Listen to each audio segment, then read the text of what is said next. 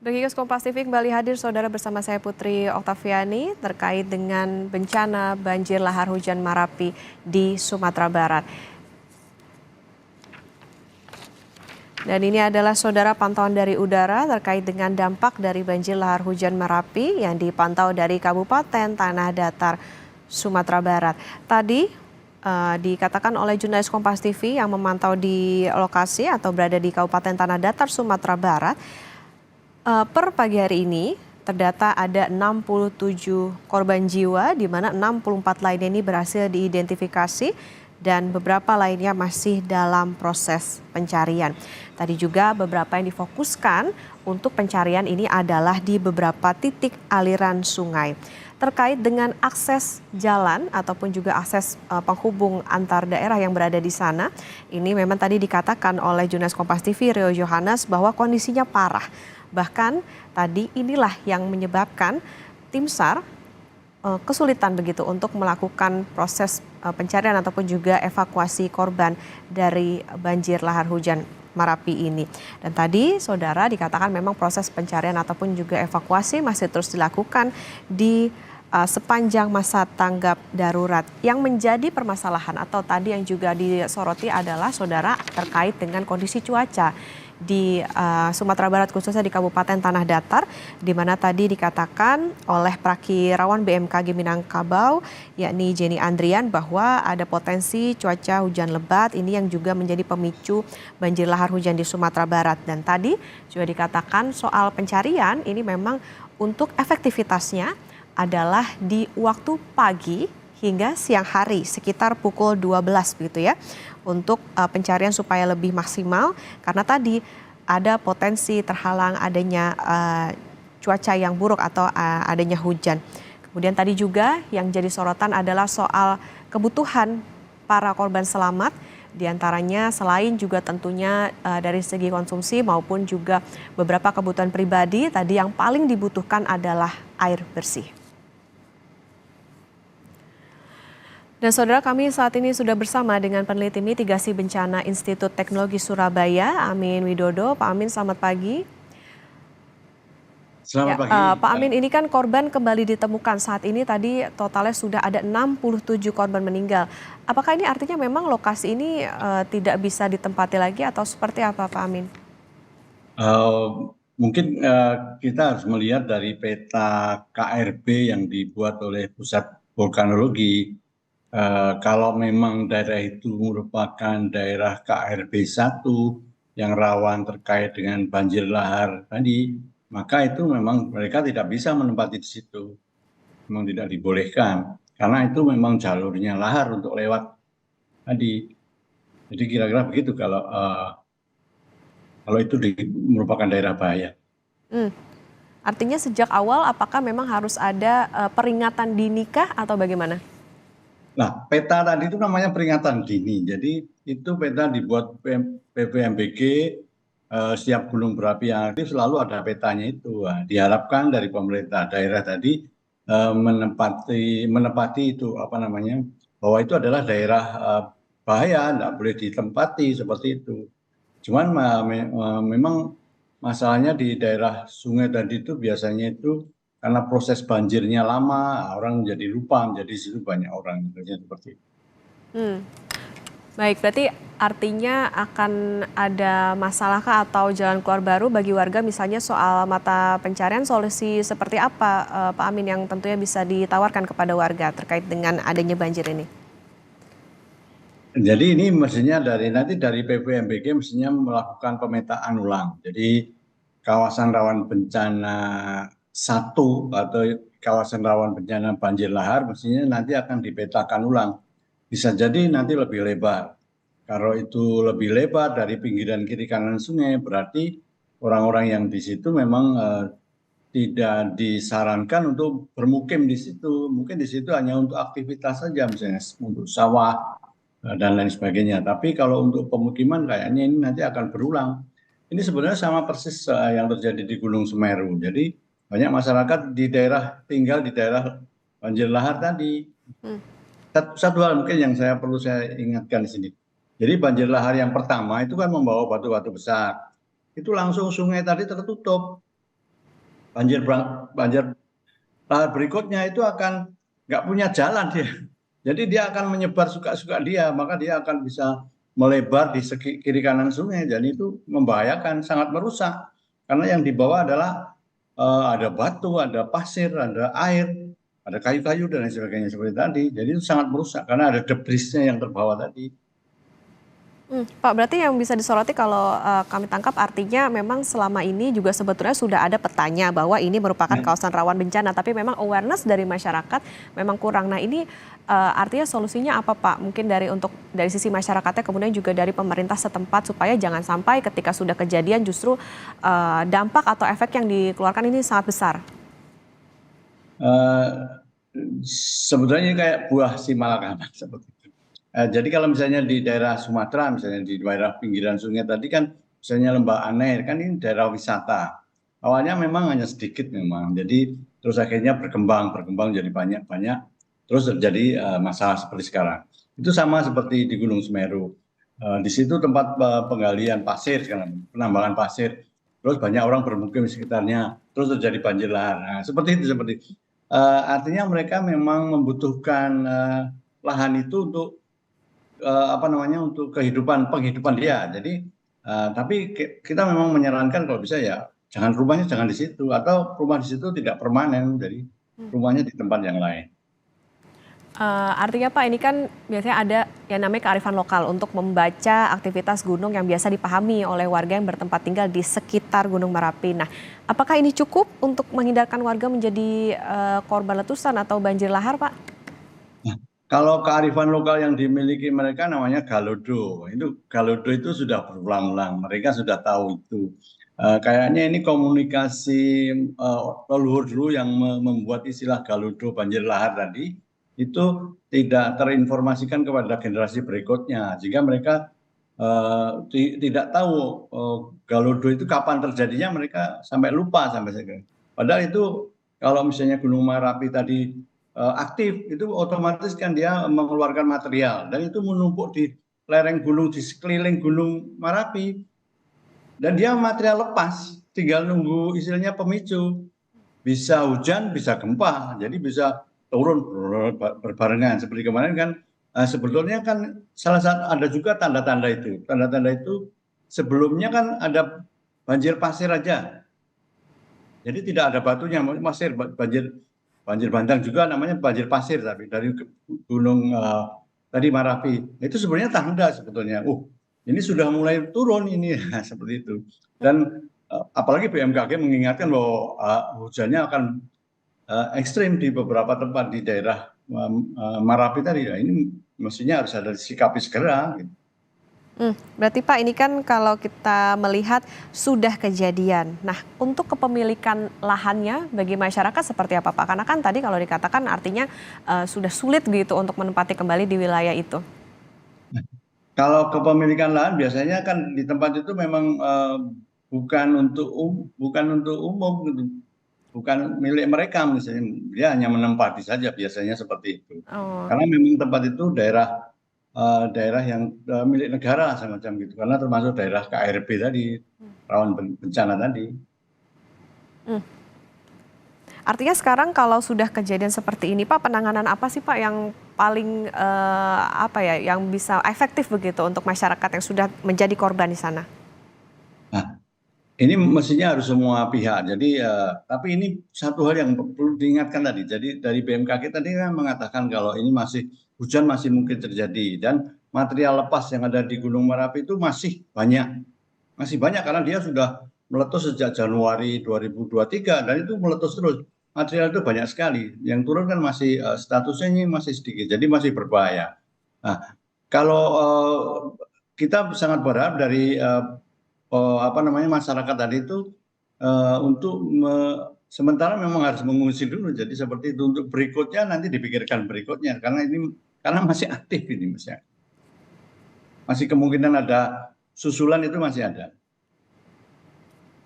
Oke, berarti masih kemungkinan ada susulan. Berarti Pak ini yang juga menjadi catatan adalah untuk masyarakat yang ini sudah terjadi di Sumatera Barat. Nah mungkin di wilayah lain bisa saja masyarakat menempati wilayah-wilayah yang tadi masuk dalam KRB. Apa yang harus menjadi fokus bagi masyarakat, terutama mereka yang tinggal di wilayah ini?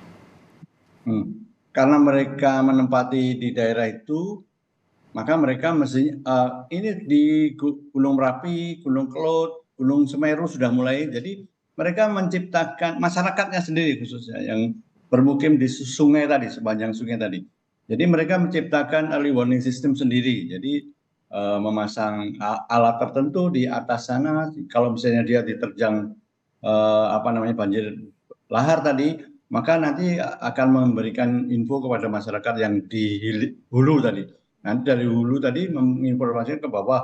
Ini nanti, seperti di Jakarta itu, kalau misalnya ada banjir di daerah Bendungan Katulampa begini, maka ini akan banjir jam sekian. Jadi bisa seperti itu. Kalau Baik. kadung menempati di sana. Ya. Baik, berarti artinya tadi meskipun sebetulnya tidak disarankan untuk tinggal di wilayah KRB, tapi kalaupun memang sudah terlanjur, artinya harus punya early warning system sendiri supaya ketika nantinya amit-amit terjadi bencana, tentunya nanti punya mitigasi bencana yang lebih cepat lagi. Pak Amin Widodo, kami jeda sejenak di Breaking News Kompas TV, Pak, nanti kembali lagi usai jeda. Breaking News Kompas TV kembali untuk Anda saudara, dan gambar yang Anda saksikan ini adalah kedatangan dari Menhan Prabowo Subianto di Padang, Sumatera Barat, tentunya untuk mengecek bagaimana kondisi terkait dengan banjir lahar hujan Marapi di sana.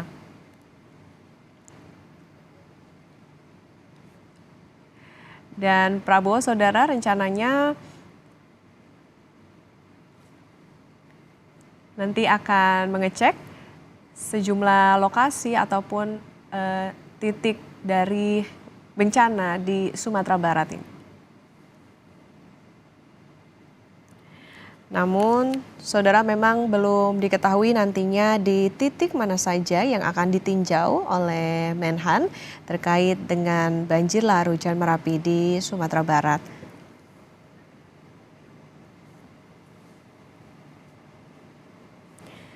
Dan kami juga mendapatkan informasi saudara bahwa rencananya Menhan Prabowo Subianto akan mengecek bagaimana kondisi dari banjir lahar hujan Marapi ini melalui pantauan udara. Tentunya ini dibutuhkan untuk memaksimalkan bagaimana nanti proses penyelamatan ataupun juga pencarian korban di lokasi.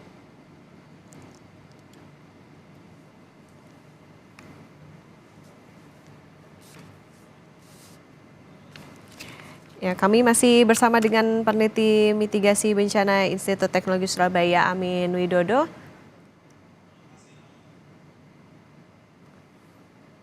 Siap.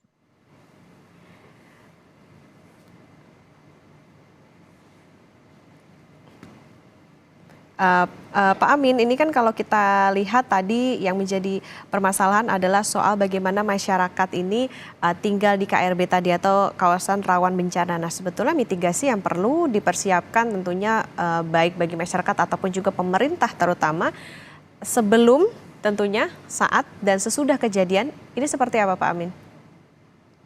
Jadi kalau dari pemerintah misalnya sebelum itu biasanya kita berdasar seperti yang ada di Gunung Merapi, di Gunung Kelud itu dari pihak pemerintah biasanya bisa memasang sabodem. Jadi beberapa bendungan di bagian hulu tadi kemudian dipasang di beberapa tempat.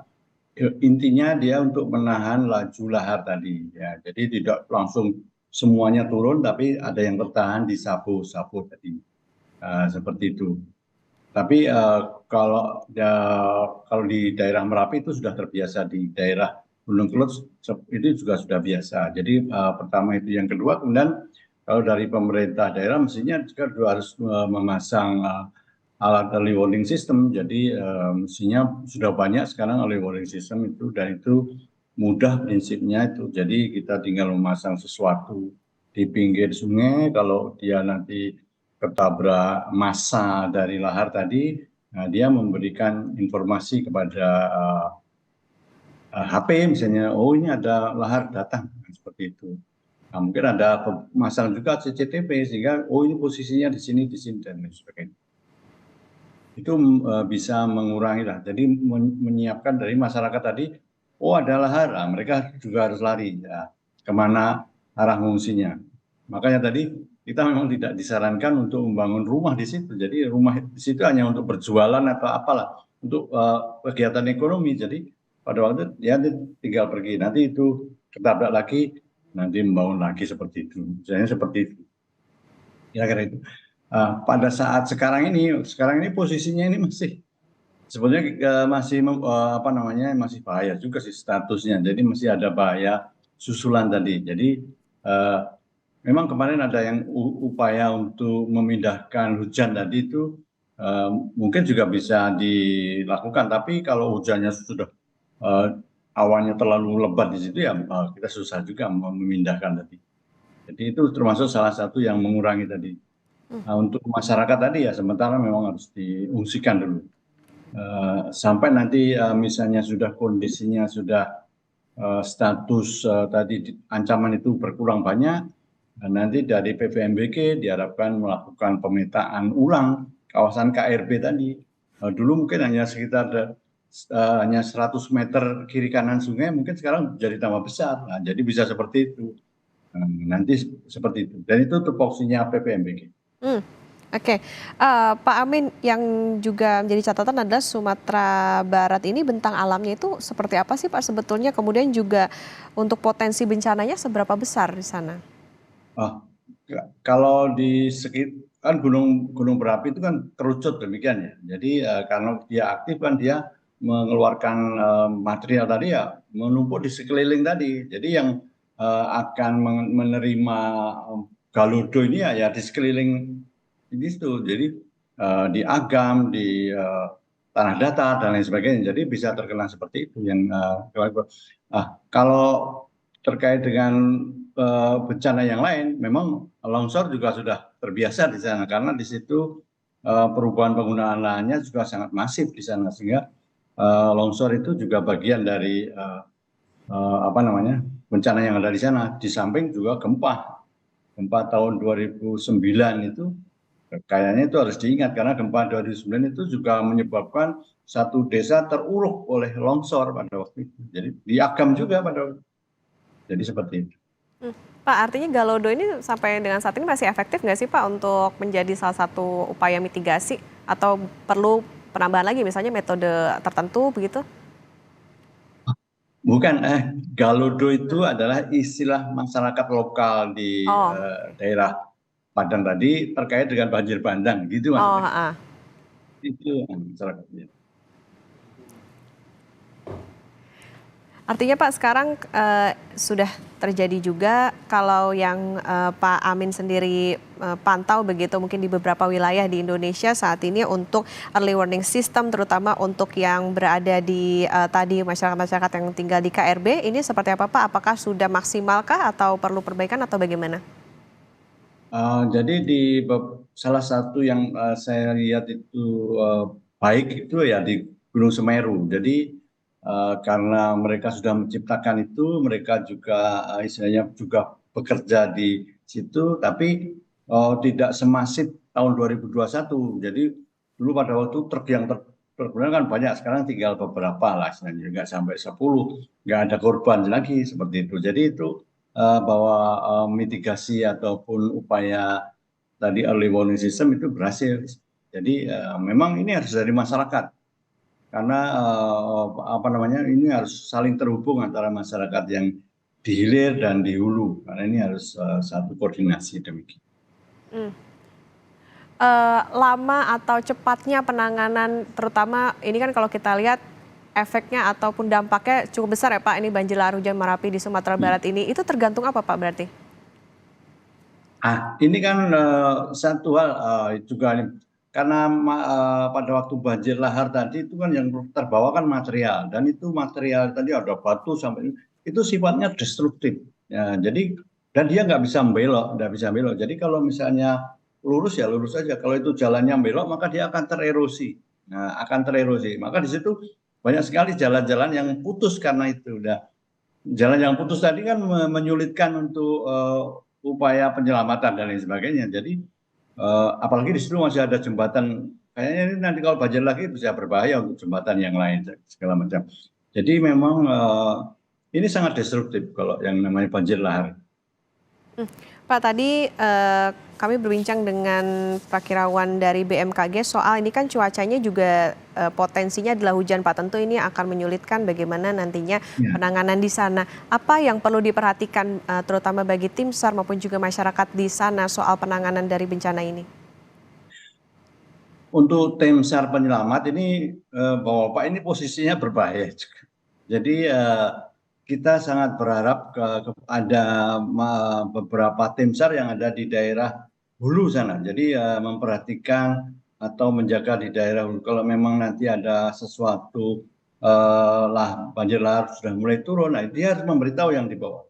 Nah, saya lihat kalau dilihat, saya belum ke sana, jadi ini kayaknya untuk lari dari daerah situ juga kesulitan. Jadi mestinya mereka harus menyiapkan diri tempat untuk evakuasi sementara tadi. Jadi jangan terlalu di daerah yang lapang sehingga mereka nanti larinya juga susah. Jadi harus mencari tempat yang bisa untuk evakuasi sementara, misalnya daerah bukit sedikit, ada tinggian sedikit, ya dia harus berusaha seperti itu. Karena ini sangat destruktif dan sangat cepat. Namanya banjir bandang sangat cepat. Baik, tentunya dibutuhkan bagaimana koordinasi yang tepat dari Nah, seluruh tim penyelamat ya Pak, terutama karena tadi dikatakan bagaimana kondisi lahan ataupun juga kondisi cuaca di sana juga tidak menentu, ini tentunya menjadi sorotan dan tentunya kita juga bisa belajar bahwa memang tadi yang dibutuhkan adalah early warning system bagi masyarakat yang tentunya tinggal di wilayah KRB atau kawasan rawan bencana. Terima kasih peneliti mitigasi bencana Institut Teknologi Surabaya Pak Amin Widodo sudah bersama di Breaking News Kompas TV. Sehat selalu Pak.